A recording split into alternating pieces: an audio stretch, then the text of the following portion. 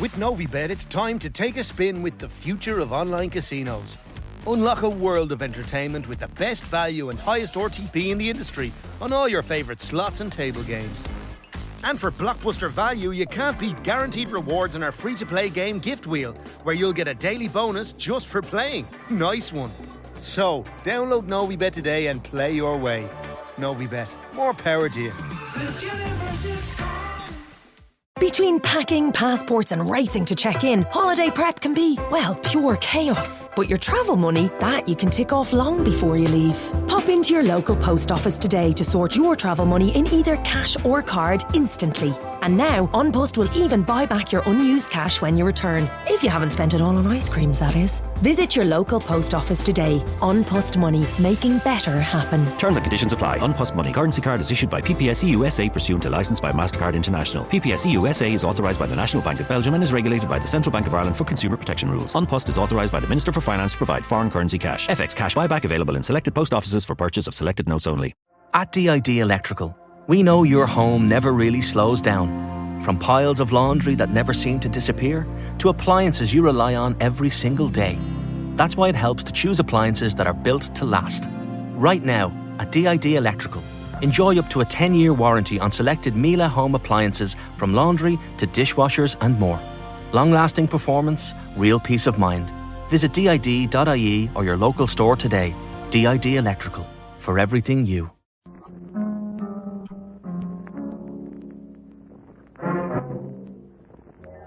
Time now for yours truly, Johnny Dollar.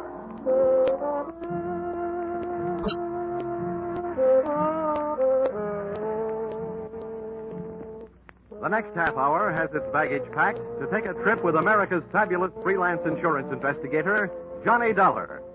At insurance investigation, he's just an expert. At making out his expense account, he's an absolute genius.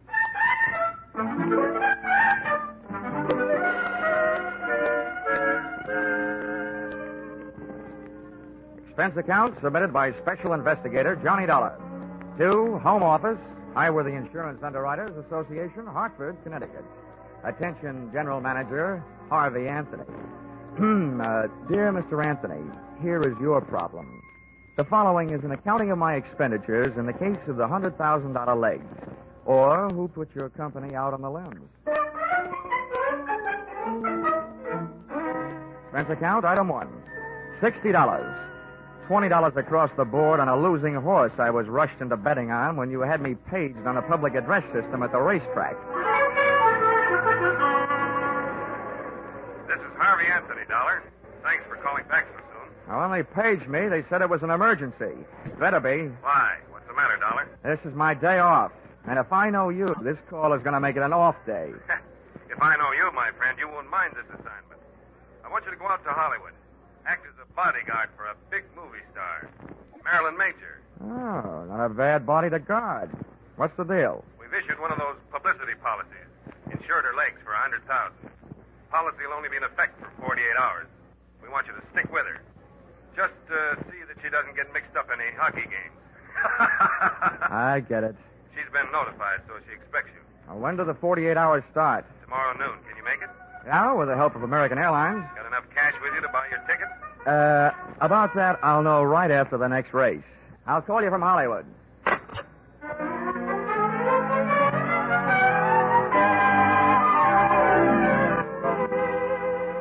Expense account, item 2, $10. Borrowed from a friend. Taxi fare from the racetrack to town, where I cash check to pay, item 3, $186.13. Plane fare, Hartford to Hollywood. Item 4, $350. Cab fare, Los Angeles Municipal Airport to the home of the insured, Miss Marilyn Major, at the Horizon View Apartments on the Sunset Strip.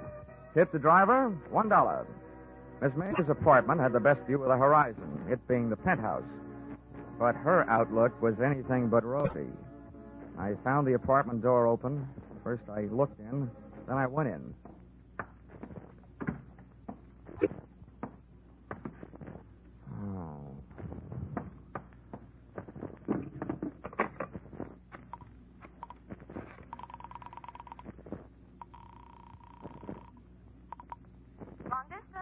I want to place a person-to-person call, please, to Mr. Harvey Anthony at Hartford, Connecticut. Volunteer 3-6000. My name is Dollar, as in blood money. While I was waiting to get Mr. Anthony, I wondered who had got Miss Major. In the movies, I'd always thought she looked right at home anywhere. And now, right there in front of me, she was passing her toughest test. Lying there, nice and relaxed. She looked right at home in the role of a beautiful gal who has just been murdered. Her face was calm. Her legs were neatly placed in the best of cheesecake tradition. The only thing not quite as it should have been was a very real bullet hole, which she was wearing where an earring should have been. But the next cameras that would be taking her picture would be police cameras. B pictures. B for bloody. Mr. Dollar? Oh, yeah? Here's your party. Go ahead. Oh. Hello? Hello? Hello, Dollar? Yeah, this is Dollar, all right. Anthony, first I want to tell you, those legs you insured are still in beautiful shape. Good, fine. I only hope you didn't also insure Miss Major's life. She's dead. What? Marilyn Major dead? That's right. Oh, we certainly do insure her life. We only issued that publicity policy on her legs as a courtesy. Dollar, get to work on it right away. I'll get to work on it, but don't waste too much hope.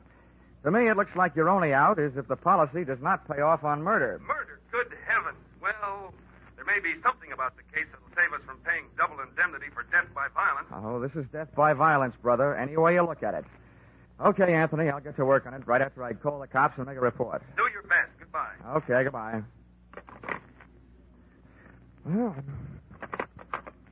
Hang up that telephone, mister. the dame standing in the kitchen doorway had .32 caliber steel in her hand to back up the brass in her voice. She was a youngster, but obviously an old-timer at a lot of things. Her hair was the same color as the murdered woman's, smoke blonde, and her dress was tobacco brown, and round and firm and fully packed. I said put down that phone. Yeah, sure, okay. Now, you do me a favor, will you? If you feel you want your finger near that trigger, how about moving it up to the front end of the trigger guard, huh? Mister, I only heard part of what you said, but you're not calling no police. What makes you think so? That dame in there's done me enough harm. I came here to kill her, but somebody beat me to it, and I'm not taking the rap. Okay, so beat it. Who cares? Then I'll call the police. Somebody's going to eventually. Before I go, I'm finding a few things and taking them with me. Now, come on, get up on your feet, mister. You're coming with me in the bedroom. Okay. Don't get excited. Okay, mister. Over against that wall with your face in close and your hands straight up. Come on, move. All right. You learn this at the movies or by watching your friends work? Don't be a wise guy. I'm not as dumb as I look. Now, hold still. Look, sister, by this time I shouldn't still like you well enough to warn you, but what you're doing right now will get you in plenty of trouble, even if you didn't commit this murder. I'll take that chance.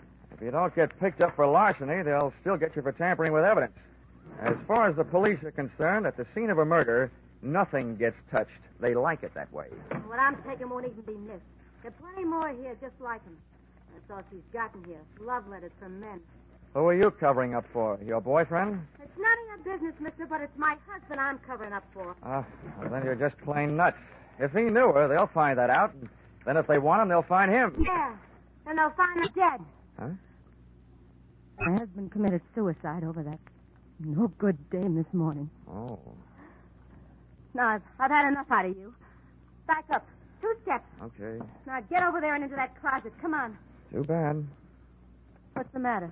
I always feel sorry for a sucker. I felt around in the dark. It was a small closet. That meant not much air. That meant doing something about it. I took my fingernail file, stood it on edge, and slipped it under the door, pressing down the nap of the rug. I did the same with my fountain pen. That would at least allow a small supply of air to sneak into my stuffy little cell. And then I glued my ear to the thin wooden panel that separated me from the bedroom. It wasn't long before my captor apparently completed her search. I heard her pass the closet door and head for the front room. I didn't hear her dial the phone, but it didn't take me long to realize that's what she was doing and who she was calling. Give me the police. This is an emergency. Hello? Hello, police. I want to report a murder. All right. Hello? There's been a murder. The movie star Marilyn Major in the penthouse. The Horizon View apartment on the Sunset Strip. Never mind. find who I am. I've caught the murderer. You'll find him locked up in the closet. From the moment she hung up, I could only guess what was happening. I heard a man's footsteps rush in, and then his voice. Blackmail me, will you, you keep That's what I'm paying you for these letters. Now I'm taking them with me. I didn't think I had the time to spend picking the lock on the closet door, so I started kicking. The girl who had just tried to turn me into the cops was lying on her face in front of the telephone stand, and a covey of bullets had turned the brown silk on her back into wet red lace. She'd been shot in the back, and if she'd succeeded in finding her letters, her killer had taken them with him. I made a quick search myself and took a look through the remaining sets of letters, one from a guy who signed himself Baron, and the other one from a guy whose autograph read, "With all my love, Lawrence." My instincts were trying to pull me out of that apartment, but one look down the street threw them into reverse. Black and white prowl cars were arriving, and it was less than another minute when their passengers started pouring out of the elevator and through the front door. All right, watch out. I'll take him. All right, come around. It's in the bedroom closet, boys. Make sure you don't stand in front of that door. Okay, Lieutenant. Never mind the closet, Lieutenant. It's empty. I kicked my way out. All right, let's see your hands. Get them up. I swear I'm going to buy some stock in a gun company. Everybody's got them. Miller, get around behind him. Check him for weapons. Yes, sir. He's clean, Lieutenant. Okay. Who are you? Johnny Dollar. And if you lend me back my right hand, I'll give you my ID. It's in my wallet. Keep him up. Miller, get his wallet. Yes, sir. Here it is. Insurance dick, huh? Please, I'm a freelance special insurance investigator. It sounds better. Keeps my price up. Hartford, huh? Well, what's your story? Well, first, I'd like to go on record as saying I didn't commit either one of the murders. Either one? What are you talking about? Well, this one here is the girl who phoned in the report that brought you here. The one she was talking about, Marilyn Major, is lying just as dead on the floor in the bedroom. Miller, get in there and take a look. Yes, sir. While he's looking, you keep on talking. Okay, I'll start from the beginning. I was sent out here by Highworthy Insurance. They just issued a policy on the legs of that dame in the other room. $100,000. Publicity stunt. I was supposed to protect their interests. What do you mean by that? Well, what do you think? I was supposed to see that she didn't attempt any Hindu fire dances or try walking any tightropes during the next 48 hours. Well, your worries are over in that department, at least. What else? When I got here, the door was open. I walked in and found her, dead. Any way to prove that? Any witnesses? Just one. She's lying there behind her. Uh-huh. Over the phone, she accused you of the murder. That's the wrong kind of a witness. No, Lieutenant. The wrong kind of dame. She knew I didn't do it. She was somewhere in this apartment when I arrived. Then why did you say it? I can hardly ask her. Listen, Lieutenant. She did tell me that she came here to get some letters. Her husband had written them to the Major dame. She said she was trying to protect him. From what? Who knows? Maybe she just wanted him arrested in peace. The guy committed suicide this morning. We can't check your story with him, can we?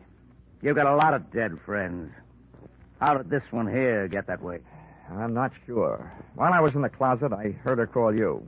And then a man came in and yelled something about blackmail at her and shot her. And naturally, he had disappeared by the time you kicked your way out of the closet. That's right. This story of yours may win some kind of a prize, Dollar, but not for me. I'm not a judge. That's one thing in my favor. Hey, Lieutenant, I got something. The dame is dead, all right. And look what I found in that closet. A fingernail file, a fountain pen with a name on it, Johnny Dollar, and a .32 caliber revolver jammed in a shoe. Well, Dollar, that combination puts you in a kind of jam, too. Look, Lieutenant, I think I can make you see things my way if you let me go through my story once more. I was sent out here by Highworthy Insurance underwriter.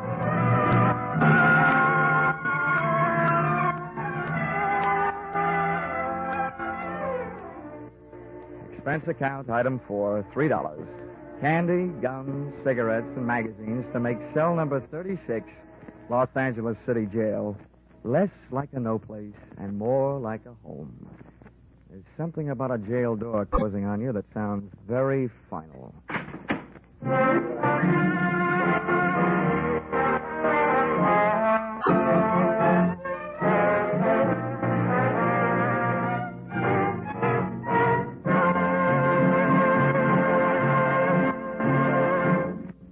In just a moment, we'll return to the second act of Yours Truly, Johnny Dollar.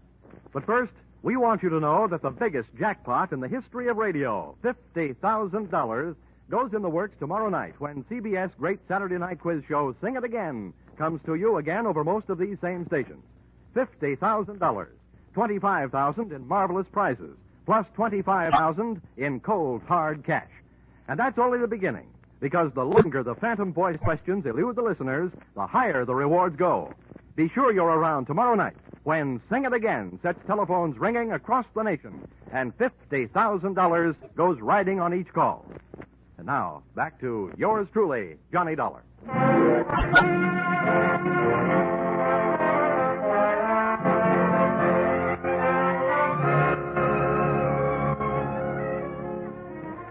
When I accepted this Hollywood assignment, I visualized spending much of my time gazing upon bars, but not the kind offered by cell number 36. The guy who said stone walls do not a prison make had never been a guest in the Los Angeles City Jail. He had a better chance of getting out of Bartlett's quotations than I had of getting out of there. But, as we keep saying in the insurance racket, never say die.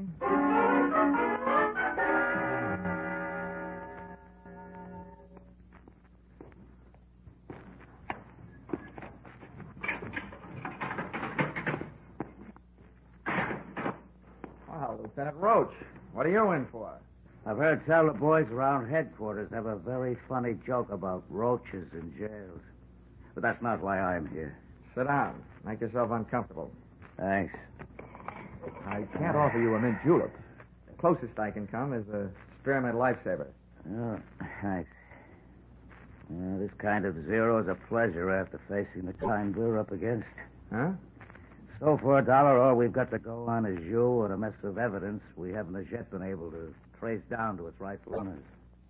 Oh, incidentally, about that gun we thought might be yours. Oh, don't tell me you're going to give it to me as a birthday present. It was the weapon used to kill Marilyn Major, all right.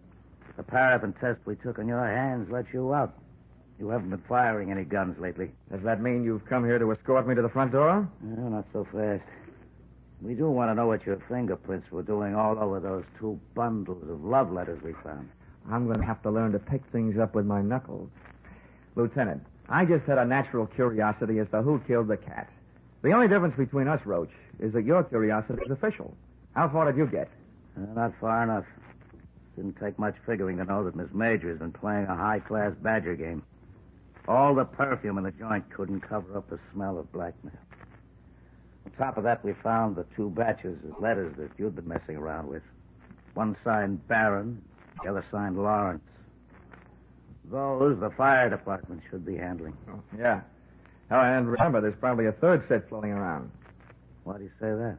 Well, I'm not an eyewitness to this, only an ear witness. But from what I could hear inside that closet, the dame who came there looking for her husband's letters found them, and she called you to turn me in. Mm-hmm. On her way out of the apartment, some guy came in, mistook her for Marilyn Major, and shot her in the back. When I kicked my way out of the closet, those letters of hers were gone. So, figures the murderer grabbed the letters out of her hand, thinking there was some he'd written. Uh-huh. Then in your file, the killer was either that Barron fellow or the other one, Lawrence. Lieutenant, in my file, they're both murderers. It's just a question of who killed whom.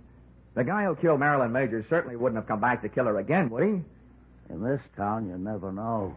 Look, Lieutenant, I got a 2-way stake in this thing. One, to get my name cleared. The other, to get my job done. And I'm in a hurry. I imagine you are, too. Well, Marilyn Major was a big name. That means we'll soon have newspapers burning under our seats. We're in a hurry, all right. Okay, then listen. If I were either one of those murderers, and I know that the police probably had a handful of letters that could send me to the gas chamber, I'd head for the border. Yeah? But if I thought an outsider had him, somebody they might be able to buy off or scare off or beat off, then I'd go find that guy. Well? Let's bring this thing to a head in a hurry. Run a story in the papers. Tell them you released me. Tell them I escaped. Tell them anything, just so long as you tell them that you suspect that I have those letters hidden someplace. Well, if you don't mind taking the chance of having 2 murderers gunning after you, we certainly don't. Oh, I mind. Believe me, I'm not doing you any favors. It's just that I'll feel safer in my own hands. Okay, Mr. Pigeon, you got yourself elected. We'll publish that story. Then we'll let you fly the coop. Good enough. Just make sure that you give me plenty of fighter cover. Expense account, item 6, 7 cents. Purchase of newspaper, an extra edition that hit the street about a half an hour before I did. Item 7, $5. A big square meal to make up for the ones I'd missed, ignoring the little round beans while a guest of the city. Seeing the lieutenant's fiction in black print on the front page of a newspaper almost had me believing it. There was my picture, big as life. And when those birds set up a pigeon, they made sure everybody would know the location of his roost. Firmly planted high in the story was the name of the hotel to which they had registered me, and to which I was under orders to proceed immediately.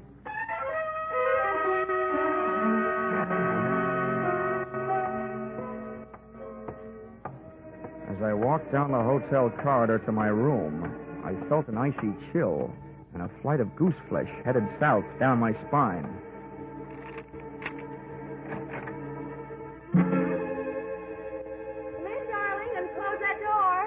Expected company, but not your kind. At first, I thought I'd gotten into the wrong room. This kid looked right at home. And she used some of the clothes from a half-packed overnight bag to make her look it. So you're Johnny Dillon? Yeah. Thanks for saving me a calling card. Who are you? Alice Hill. Oh, that doesn't mean anything. Otherwise known as Mrs. Lawrence Hill. Oh, Lawrence. Oh, the last time I saw that name, it said, with love. But not to you. That's why I'm here. I want those letters. Why aren't you carrying a gun? It'll be here if we need it. We? Yes. My husband's down in the lobby. Look, if you give me those letters he wrote, I'll pack up my little bag and leave, and everybody will be very happy. Yeah? I think I know the next line, but go ahead. I hope you keep on being that smart. My husband was watching for you when you came in, so he knows you're up here. Naturally, he knows I'm here, and he's on his way up. We want those letters. This isn't just a Badger game. This is the World Series. If I don't give you the letters, your husband busts in here, shoots me, and I get written off under the unwritten law. Neat, neat, neat. It's a handy law. You're right. It's covered a multitude of sins. Where are the letters? Where's your husband? What's the matter with you? What do those letters mean to you? Well, right now, they look like my only hold on the future, Mrs. Hill. How do I know that you and your dear Lawrence won't kill me after you get them? Do you want me to take your word for it? Well, I'll have to trust Lawrence. He'll know what to do. I already know. There's nothing else for him to do. Look, Mrs. Hill, why don't you wise up? Your husband is ready to commit one murder to remove the evident motive for another. And he's dragging you into this with him. You'll wind up an accessory before, after, and during the fact. You're running up a blind alley as fast as you can run. And it's too late to turn around, so I'll just have to keep running. Ah, well, here he is. Lace up your track shoes, lady. The race is on. Come in. All right, sit still. Freeze, both of you. It's okay, Alice. You can hold off on the dog and pony show. Save it for the witnesses when they arrive. Don't waste it on Lawrence and me. That isn't Lawrence. What? Oh, so this must be Barron. You all through? That depends on that gun in your hand. Where are the letters? Letters. Yeah, I'm beginning to feel like a mailman when he's late getting around in the morning. There's one thing I want to know. Where did an ugly part-time Romeo like you find all those pretty words you wrote? Look, don't get me sore. I'll blast your letters or no letters. Ah, that's the tone I was trying to bring your voice up to, Mr. Barron. No letters is exactly what I've got to offer. He's lying. He admitted to me that he has them. He's trying to blackmail you, Barron. That's what he's doing. Who are you? Never mind. My husband's in the same boat you are. I read the papers. Lawrence, huh? That's right. He'll be here any second.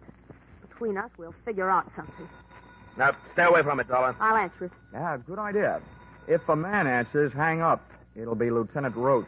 Wait a minute. Okay, answer it, Dollar. But the first wrong word fires this gun. Oh, you can believe me. Nothing but right words are on the tip of my tongue.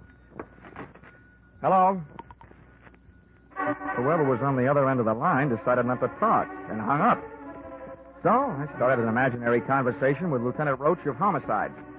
While I was talking, I was thinking. Barron's voice was the voice I'd heard when I was locked in the closet. That made him the guy who shot the girl who turned me in. By the process of elimination, Lawrence Hill was elected murderer of Marilyn Major. During my talk, which made no sense, and my thoughts, which made plenty of sense, I was checking the length of cord on the phone. I needed Barron a little closer. So I started tossing enough dangerous words into the mouthpiece to draw him closer, threatening me with his mutters, his looks, and his gun. He moved into range, and I moved into action. I heaved the base of the telephone straight into his face. I moved in with my knee right after it. Stumbled back, letting go of the gun, which I kicked under the bed. Then I made a break front out of the dresser next to the bed, using his head to break the front. The water from the cracked-up pitcher hit him in the face, but it didn't do him any good. Hey, get out from underneath there. Get away from that gun. Come on. Well, I got a hold of your ankles. I got a good mind to do this thing right and heave you out the window. Let go of me. Come on now, stand up. You. All right, how much do you want? We don't want any trouble. Just let me out of here. We'll pay you anything. My husband's an important man. So am I. I've had all the pushing around I'm going to take. From now on, I'm the dealer, and your hand is to shut up. All I want to do is get out of here. Oh, no, you don't. I baited you. You tried to bait me. Now we'll both sit here and bait your husband. It must have been him that called this room and hung up when he heard my voice. One thing I didn't bother to tell you. Your husband couldn't have known I was up here until then, because I came in the hotel the back way and came up here the back way. Elevator and all. What do you mean? You baited me? Why do you think the police put my name, my address, and my picture in the newspapers? To draw autograph hunters? Oh. Oh is right. Now get over there in the corner while I retrieve Mr. Barron's gun from under the bed before some mouse crawls out of the woodwork and tries taking a shot at me. Go on, get going. Turn around. Okay. Now, if you don't want me shooting runs in your stocking, don't make a move while I'm under the bed. I feel like something that old maids hope for. Lawrence! Where is he? On the floor. He's got a gun. Shoot him. Kill him under the bed. No, Lawrence, not him. No, he's under the bed. Under the bed and taking no chances.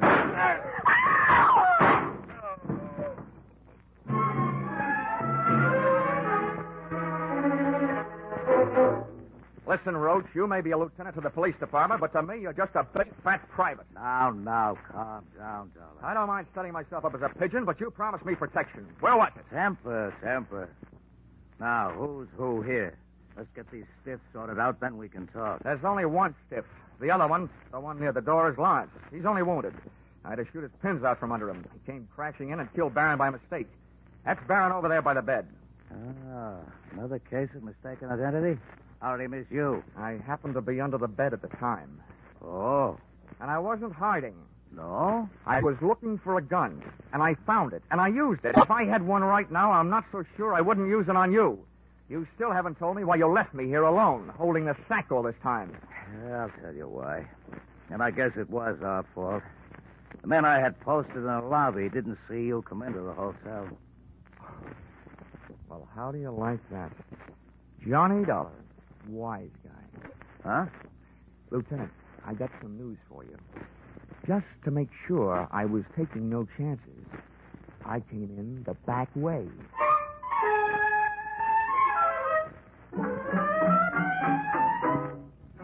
Expense account, item 8, $62. Hollywood Entertainment.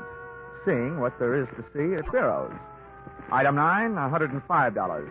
Seeing to it that one of the things I saw at Ciro's had a good time with me at the Mocambo. Item 10, $186.13. Plane fare, Hollywood back to Hartford. Item 11, $1.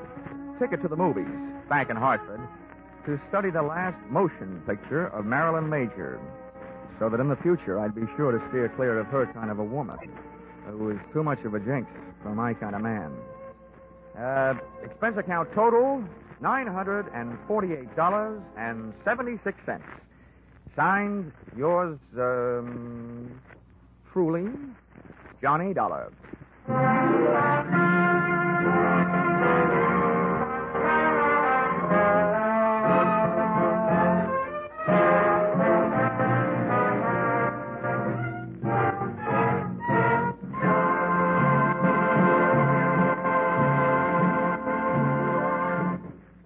In keeping with the Easter season, you'll hear a different kind of story on CBS Gangbusters tomorrow night. The authentic story of a former gangster's fight to go straight, broadcast in cooperation with outstanding parole authorities. You'll find this Easter Eve Gangbusters drama as gripping as any program CBS has ever brought to you.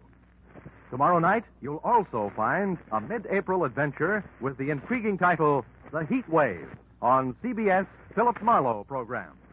Gangbusters and The Adventures of Philip Marlowe are regular Saturday night features on most of these same CBS stations.